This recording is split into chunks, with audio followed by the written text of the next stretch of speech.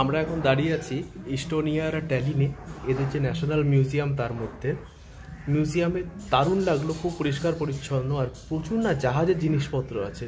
1600 আর 1700 শতাব্দীতে এরা খুব জাহাজ তৈরিতে খুব পটু ছিল, এবং তার মধ্যে থেকে কিছু কিছু জাহাজ যেগুলো অ্যাক্সিডেন্ট হয়েছে, সমুদ্রের নিচে পড়ে গেছে, তার কিছু যন্ত্রাংশ এখানে তুলে রাখা হয়েছে।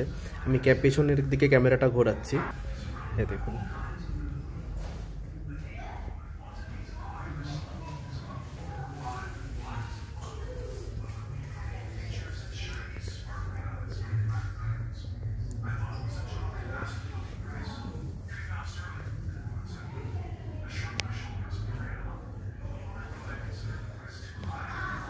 এই হচ্ছে সব জাহাজের যন্ত্রাংশগুলো।